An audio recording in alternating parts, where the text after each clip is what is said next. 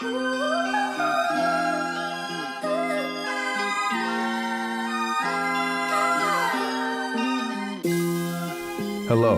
and welcome to the Gang Culture Podcast, a series educating you about gang culture. This season, we hope to expand on the lived experiences of gang and street life, explore further research surrounding the appeal of gangs, all while bringing together an array of unique voices to inspire, empower, and cause change. Whether you are listening at home, school, or on the way to work, we hope you enjoy and learn something that can be shared with others.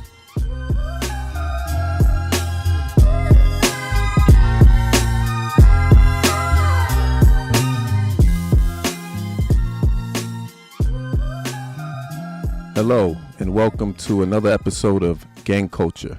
I'm your host, Ellis Rouse, and I'm joined today by a special guest, Rob Mateo. Hi, Rob. Could you introduce yourself and let the audience know who you are and what you do? Yeah, my name is Rob Mateo. I am actually retired from the Polk County Sheriff's Office after serving 28 years as a detective. I spent the vast majority of my 28 years as a gang investigator. I am currently the president of the National Alliance of Gang Investigators Associations. I'm also the president of the Florida Gang Investigators Association. Wow. So question for you, what led you to be a gang unit investigator? Well, so I kind of cheated my way into this whole gang thing. I grew up in Chicago on the Northwest Side, Logan Square. Of course, I think we're relatively close in age, so you'll understand this. It was a different time growing up during that time, 70s, 80s. The gang members in my neighborhood actually still had respect for mom. So they were actually our nannies during the summer when mom had to go to work and we were out of school. So the gang members in our neighborhood, specifically a Hispanic gang in our neighborhood, I won't say too many gang names. I'll try to avoid that. But they were a particular gang in our neighborhood, and they made sure that the other gangs didn't try to recruit us into gangs. But at the same time, I got to see a lot of the aspects of gang life. One of which was my brothers getting a certain kind of jacket. It was called a midi. I don't know if anybody there recognizes that term. It was kind of a long coat. They wore their coats to school and they came home without them because they got stolen. Friends of mine would go to school missing and come home missing their shoes because the gang members would steal their shoes. So I had a lot of exposure to gangs from a Midwest perspective. When I found out I was going to have to go to the same high school that my brothers went to, my middle brother had moved down to Florida. So I moved down to Florida to get away from that life. It didn't quite work out in the end, but it ends up working out in my favor. And I started going to school here. So when I graduated high school, my brother had joined the Navy. He had since shipped off to North Carolina. I stayed by myself. So from the age of 15, I was on my own here in Florida. And I graduated high school and eventually became a deputy with the Polk County Sheriff's Office. And I would say within the first few weeks of training, I encountered some graffiti on a garage that I recognized from Chicago. And I am in rural Polk County, Florida. I'm like, how is this even possible? So I started to wonder if they hadn't followed me down and, were going to make life miserable for me. But that was pretty much when I said, I think I have found what I'm going to be doing for the rest of my career. And it turns out that's pretty much what I did. Wow. So you pretty much answered my next question, was how you became, what led you to becoming a gang investigator. You have a ton of experience and knowledge. My question would be, in Florida, what is it like working with gang unit? So Florida is an interesting animal It really depends on what part of the state you're in. Florida has every facet of living that you can imagine: urban, rural, industrial, agricultural, um citrus, cattle, phosphate, many industries. So depending on where you're at, they encounter every aspect of criminal gangs that you can think of. They just have to know what to look for. So in my area, we have a lot of citrus industry as well as cattle and phosphate. So I know a number that I had heard in the past was 30 to 50,000 migrant farm workers would move into our area during the seasons, during the picking seasons. Some would stay and they would relocate to our area, very hardworking, but some of them would bring some gang culture with them. Uh, Funny story on that piece of graffiti that I saw when I was in training. About 20 years later, I actually met the guy that put that on the wall, and he admitted it to me. And he actually was from Chicago and had moved down to Florida in the mid 90s and brought that particular gang's customs and rituals and ideology to Central Florida, in that part of Central Florida, not Central Florida as a whole. But so it's migration that they're moving around all over the place all the time. So it just depends on where you land. Yeah. So, was there a lot of violence um, in your part of Florida? Was there a ton of violence? It wasn't random. If I can categorize it, there everywhere you go, there's going to be some kind of violence. It wasn't random violence. It's always seemed to be targeted violence. And my investigations. So in '95, I started the sheriff's office. In '98, I moved into the gang. So it was a pretty quick transition. And the investigations that I was involved in were intelligence gathering in nature. But if it even looked like it might be gang related, I got the call to come in and look into it. So there was violence. I wouldn't categorize it as a lot of violence. I think it was, um, it, it equated to our population. Yeah, and like you said, it was targeted. Yes. Most of it was targeted. Okay. Um, what would you say is the most surprising thing you've seen on the job or have experienced? The most surprising thing is, I would have to say, the lack of involvement of parents in their kids' lives. I can recall a time, so the majority of my career has been spent investigating gangs in some form or fashion, or working gangs is what I call it. And there was a brief time where I worked at the schools and I helped start a intervention program, gang intervention program in the schools. We had the ability and the authority as members of that unit to pluck a at-risk youth from the school that they were in, talk to them, find out what their interests were, to try to give them options and move them into a program that they would benefit from. And I had one kid that he needed a Florida ID card. He was 16. He could get an ID card in Florida. He needed an ID card to go into the program that he chose, that we talked about. We made him earn it. That was one of my rules was, you're not just going to get moved into the program you want, you're going to have to earn it. So he had earned that, and I needed to get his ID card. So I had to get his birth certificate. I could get the card, I just had to have his birth certificate, and we were going to pay for it. So I went to his house. Um, his mother finally was home for me to talk to her. Apparently, the first few times she was out of the country visiting a boyfriend.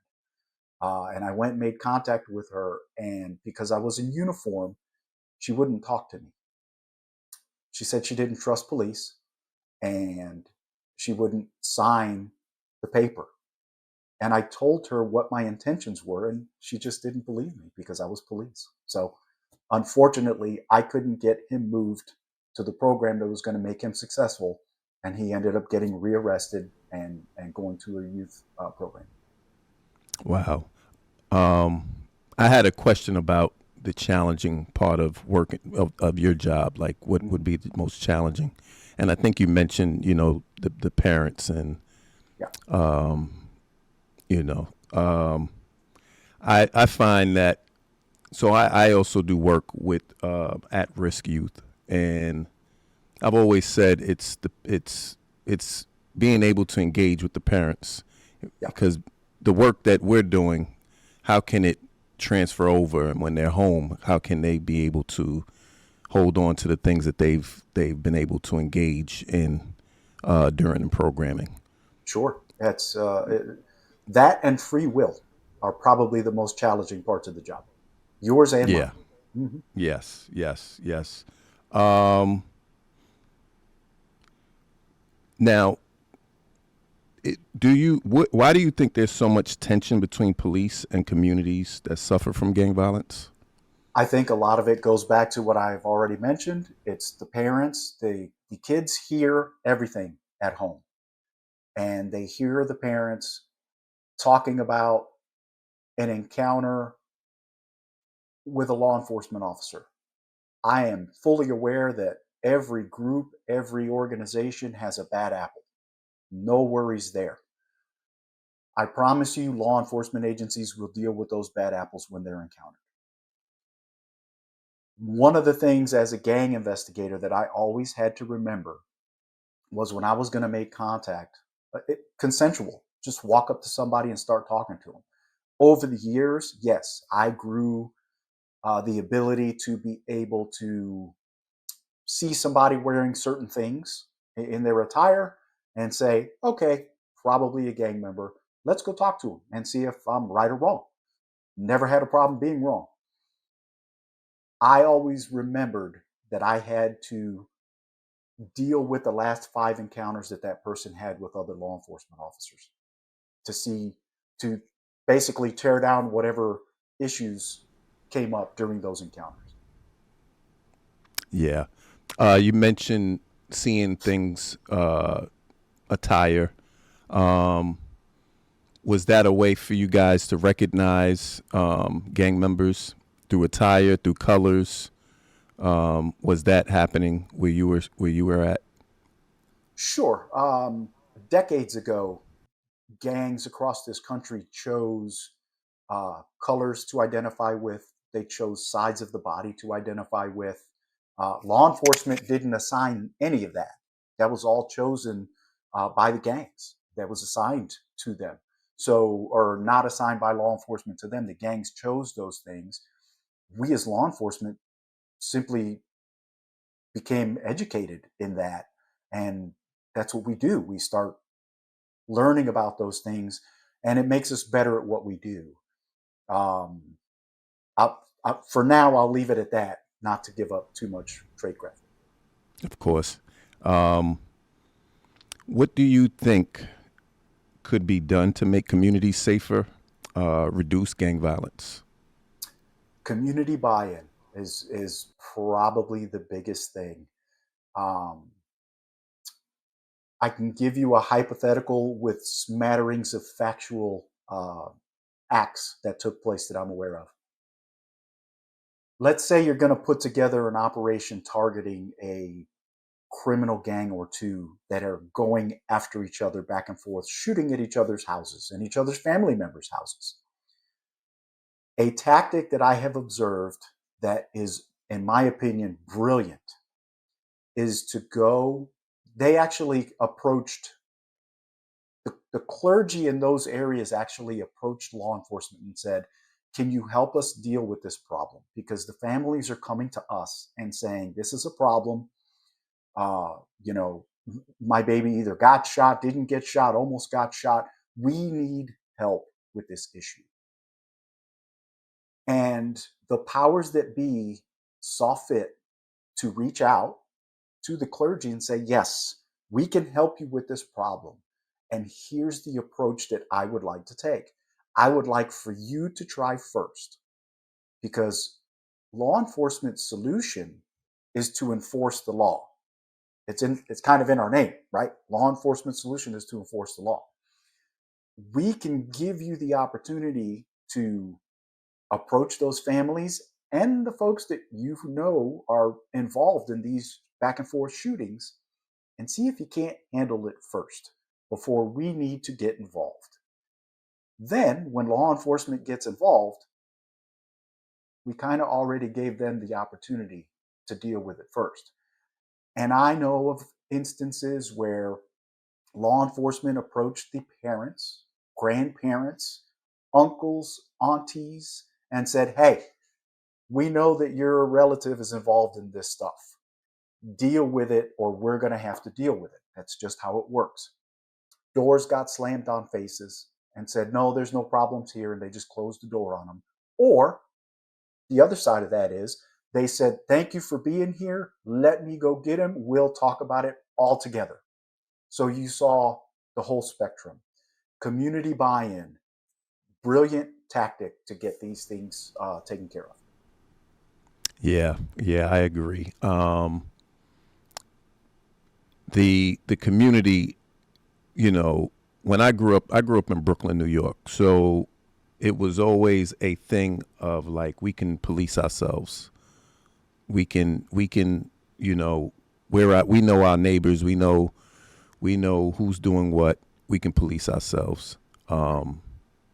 So what we tried to do, some of us, was build relationships with officers and, and try to keep some of the violence down. Sure. And yeah. So I agree totally. Here's do you think that gangs in real life portray gangs in movies? So I think that question can go both ways. Do gangs in real life portray gangs in movies, or do gangs in movies portray gangs in real life? I think what we see a lot of is gangs in real life trying to achieve what they see in the movies, which of course we all know the movies are fiction, right? Unless it's a true documentary, we all know movies are fiction. We watch the documentaries, which record things that actually happen, and they're usually not as fun, glamorous, or prosperous. So I think we see more of that. I think we see more of folks on the street trying to portray what they see on the screen. The whole art imitates life thing. They try to take facets of what they see going on in real life and put it on a screen, but they always add that artistic twist to it. Yes. What is the most memorable encounter you've had during your career? Memorable. That's an interesting one. I'm not sure memorable was in my list. Most memorable, the one that keeps coming back, is the fact that I arrested R. Kelly in 2002. Me and my partner arrested him in 2002. That was his first arrest. Here. That would be probably the most memorable, only because it keeps coming around in the media and my phone call keeps going on. Probably one of my most satisfying is rescuing a 14-year-old human trafficking victim. She was being human trafficked by some gang members out of Orlando. We got her rescued, got her trafficker sent to prison. That was a good one. Some of the cases that I've worked, good stuff, pretty fascinating. The operations that I've been involved. I've had a tremendous career. We could talk about it for days. I've worked gangs. Gangs has always been my primary focus, but I've been involved in a lot of different types of investigations in my career. Wow. I actually, I spent some time in Miami and met a lot of people and celebrities, and off air we mentioned a particular gang that kind of ruled the area, and I found that celebrities had a lot of connections to gangs. Do you find that? Do you find that there's a connection between celebrities and gangs? Absolutely, and that's been going on for decades. Been going on for Yeah, a long time, even in Brooklyn. absolutely. So, how do the police decipher between traditional gangs and non-traditional gangs? Probably the easiest way is the structure of the gang, right? So a traditional gang tends to have a pretty well identified structure, hierarchy. There's a leader, there's a couple of sub leaders, and then some folks under them, and so on. And then you have the foot soldiers. Where a non-traditional gang, they just kind of live day by day. Who's got the most juice that week is going to be the shot caller. We see a lot here. Believe it or not, social media plays a big part in how these non-traditional gangs or hybrid gangs operate. Um, Years ago when I've taught law enforcement all over the country. We used to tell them gangs were about guns, drugs, and money. Nowadays, it's about guns, drugs, money, and fame, or hits, or clicks, or whatever you want to call it, because there's a lot of gangbanging going on the internet. Absolutely. And I do find that social media has heightened the gang activity. There's now crimes being done and filmed Oh yes. and which I look at that and I'm thinking, what are they doing? Like Uh-huh. it's, they're actually admitting to their crimes, but Yes. you know, it's evolution, obviously. Sure. So, how does being in a gang influence charges if you are arrested? So I can speak for Florida because I'm familiar with Florida statutes. In Florida, we have the ability to enhance your penalties. There are only a small select few statutes that allow for enhanced charges on the front end. But for the most part, the enhancements come when a judge or a jury finds someone guilty and they determine that the crime that they committed benefited the gang in some way, shape, or form. Then they have the option of enhancing those penalties. That's a whole legal thing. I'm not an attorney. I always take that option to the prosecutors and say, here's what we have. Here's how I think we can show that it's benefited the criminal gang in some way, shape, or form. And the prosecutors are familiar with the statute and they'll apply it accordingly. So anyone involved in that life needs to understand that there's a potential that your punishment might be harsher if what you did is determined to benefit a criminal gang in some way. And it could just benefit your status within the gang. If the crime committed can be articulated that it elevates your status, your position in the gang is higher now because of that. You're subject to enhancement. So that doesn't necessarily have to be a RICO charge. So Oh no, that. Okay. yeah, not in Okay. Florida. Okay. I I had friends that were arrested, and because the gang was being investigated as an organized crime, criminal family or whatever, and once he was arrested, he was brought up on RICO charges, and it made his time much longer. So I've been involved in RICO cases as well. It just depends on the charges and how the enhancements are applied. And the biggest thing is always going to be the original charge because that's where you start. That's the base, and then the enhancement just clicks it up from there one step at a time. Wow. Wow. Um, are there any misconceptions about gangs from the side of law enforcement? So if I understand your question, I think if I had a message to send about the misconception of gangs is if you look at the line level membership of a criminal gang, they don't have what the leadership has. And the leadership is sometimes hard to find. You might have a big homie, in your area, that big homie might not have what the leadership has. Okay. Everybody in the gang seems to be chasing that as high as they can get position because of the money or the perceived money that they think is there. It's not always there. It's smoke and mirrors, in my opinion. I agree. I grew up in my area. There was big homies. There were the OGs, the triple OGs, and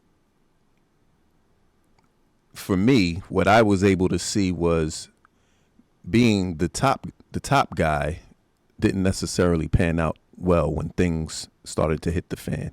Well, we talked about RICO already. Who do you think they're going after first? Yeah. So it's just a message to those that are chasing, as you said, the status and the ranks. Yes.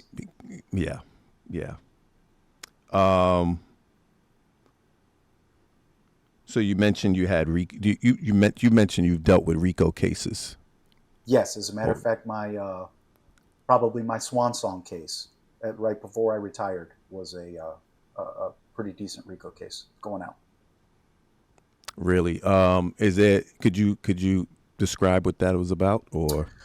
So, as far as I know, to date, it is the only case in the state of Florida that is completely predicated on our gang statute.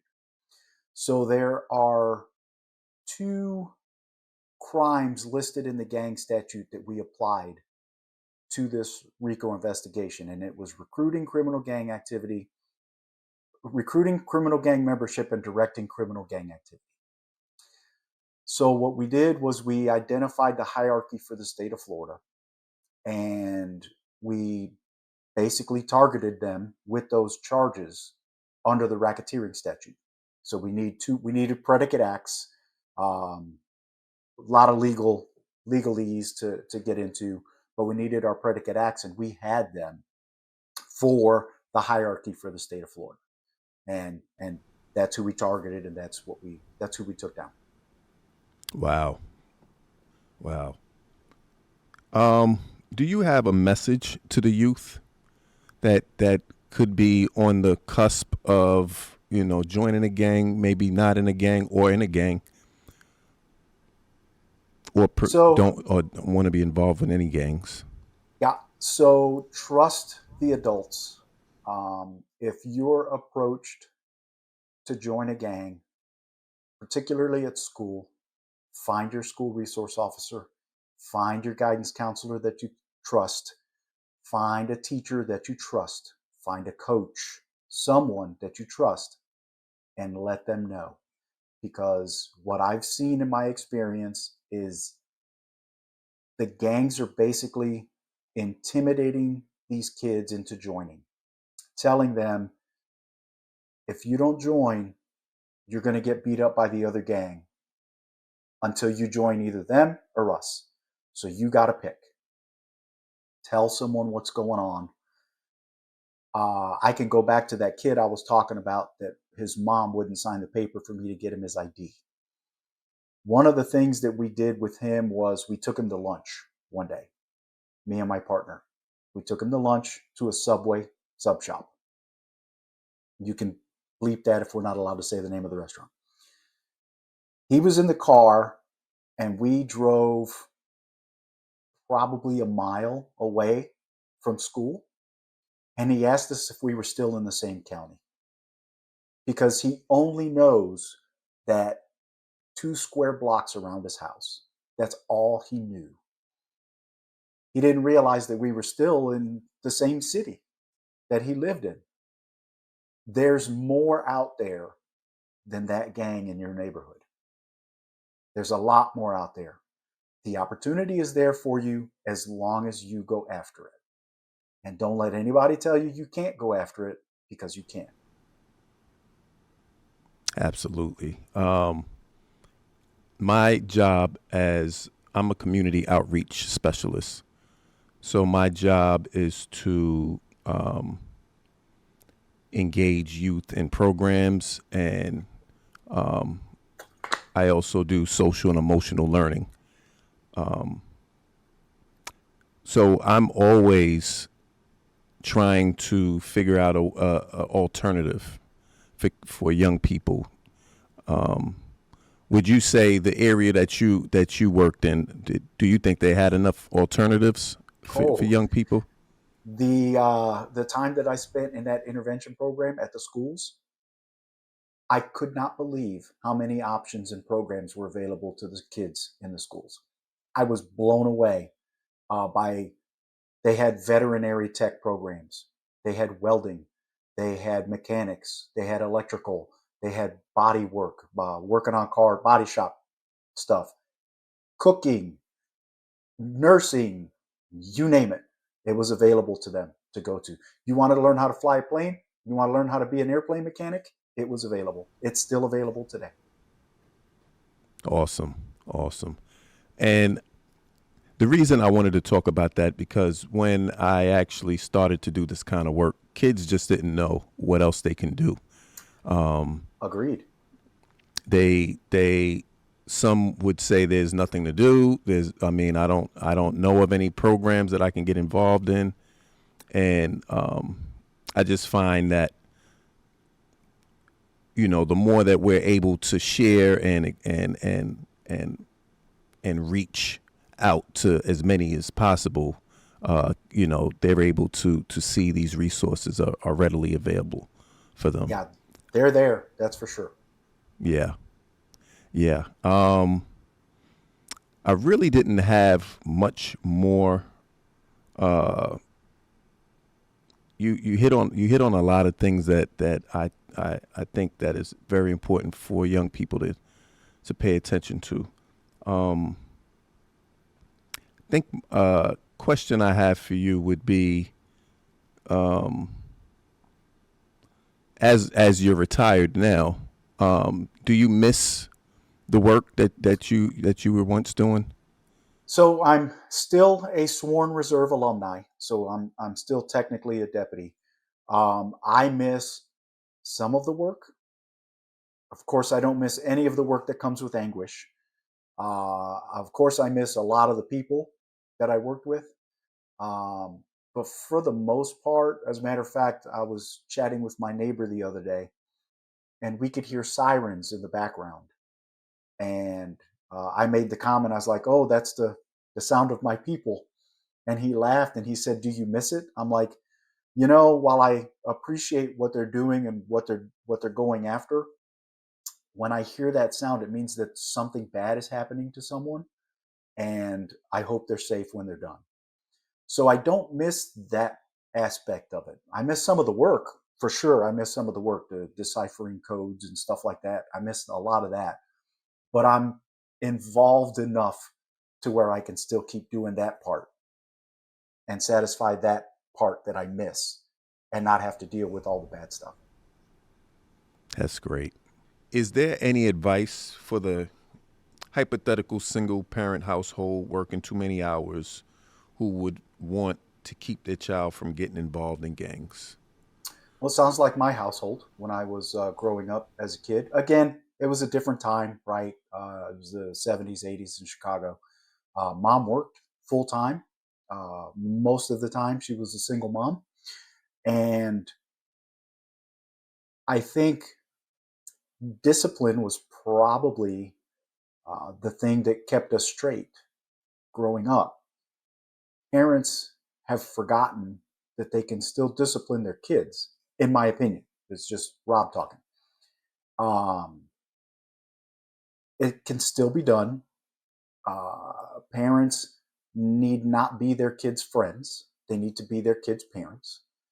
And this day and age, they need to know what's going on here in their kids' devices. And I'm sure there's, from what I understand, this whole program is produced by youth, and they're probably scrambling right now to lock their devices. Your parents should be in your devices all the time to see what's going on with you. Most important thing in their life is you, or it should be. Um, that whole, I don't want to upset my kid, I want to be my kid's friend and all that, doesn't get it. You're going to end up with problems in the long run. So that probably is the short version of my advice. That's awesome advice. All right, final question.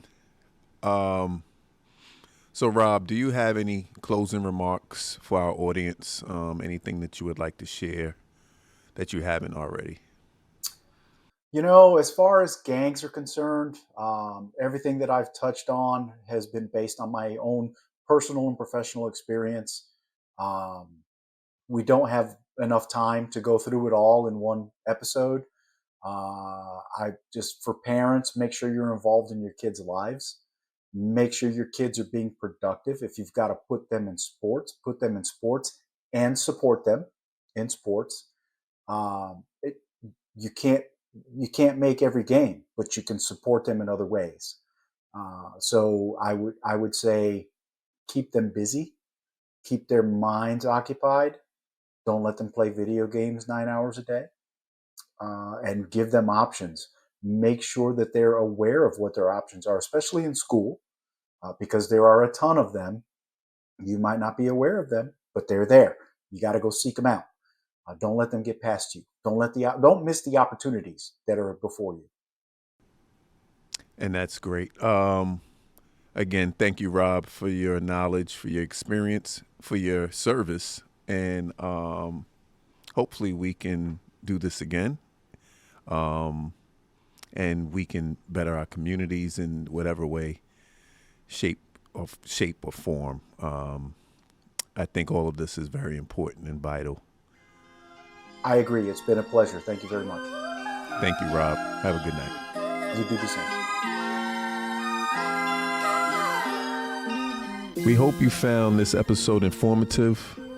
I look forward to continuing the conversation next week on gang culture.